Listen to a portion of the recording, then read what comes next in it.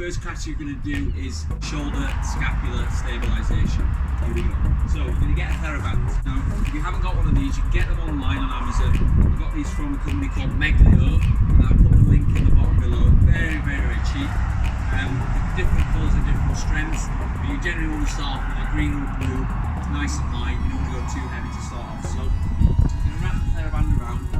Now, with all these shoulder stabilization exercises, it's really important that you get the position of the shoulder blades correct for everyone. So I'm going to show you that now. You're going to squeeze your shoulder blades backwards and then downwards. It's really important on the side that you're in this posture, not in this posture. So it's head over the shoulders, shoulders back, squeeze backwards. You want to use your lats for that, and then you squeeze your shoulder blades together. Squeeze your elbows backwards using the muscles behind and between the shoulder blades. I'm not pulling, I'm squeezing my shoulders back. Squeeze. Shoulders, arms by your side, squeeze the shoulders back and down like before. And then you're going to squeeze backwards. And again, I'm not pushing, I'm squeezing. You should feel a real intense squeeze in between your shoulder blades. And then rotate out. And again, I'm trying to contract this muscle here on the side. I'm not using my hand to push it like this. I'm squeezing from here. Squeeze. Now we're going to do internal. So if I was facing the other way, it'd be the left arm. This side is going to be the right arm. Shoulders, back, and down. Squeeze across. I want you to imagine that you're squeezing the muscle that is located just in front of the shoulder blade and behind the ribs. It's there. And again, I'm not using my pec muscle here. I'm trying to squeeze behind the shoulder blade. Same as this one, we're doing it in this position. Shoulder is in line with the elbow, and the hand is in line with the elbow. So everything's at 90 degrees, 90 degrees. Again, you're going to squeeze from here. That's the movement, but you only want to squeeze the shoulder backwards. Up, palm. You're going to bend your knees, flex from the hips. So not anyone bending on the side like this. You've got to be in a nice flex position, nice straight spine. Into that position, and you're going to do the catch. So from here, you're going to go catch,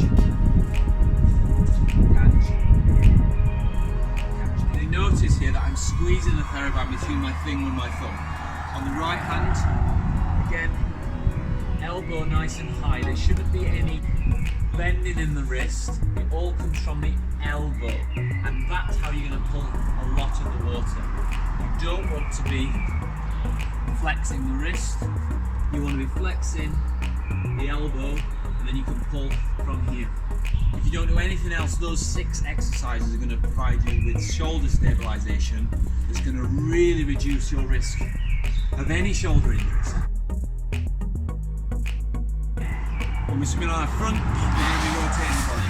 So as a lot is going to be focused on the internal and external oblique muscles of the abdomen, what we call the thoracolumbar fascia, and the QLs, the side flanking muscles. The first one is a very basic one called the Superman.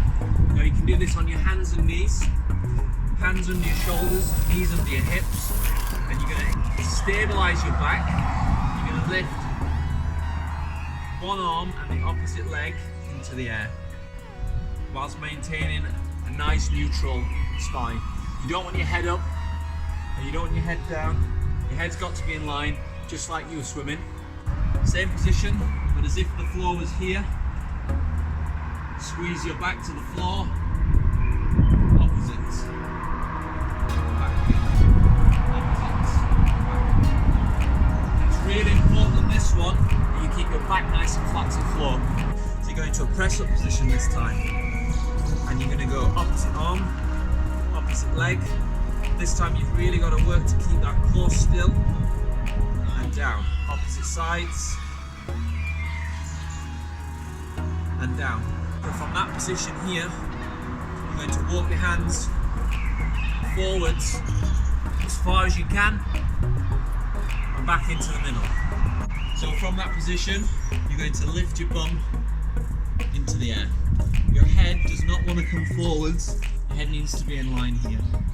Nice and easy. If that's too much, onto the knees. And if that is not enough of a challenge, you can add extra weight by lifting the leg into the air. You're going to squeeze your knees outwards and lift. And down. Really, really basic one.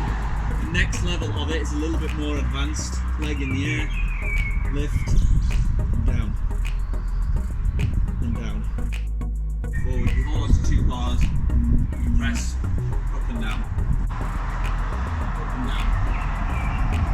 If that's not hard enough, lift one leg in the air. Your pecs. You're going to bring your hands in really close, keep your elbows tucked into your sides at all time.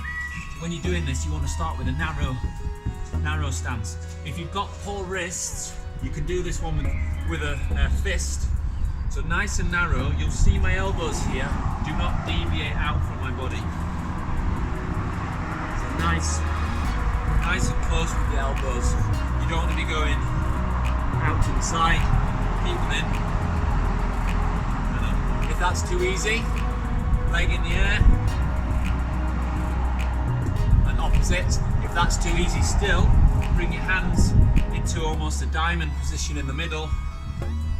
And again, and that's a lot more challenging. So that's my core workout for swimmers. If there's any questions, post below.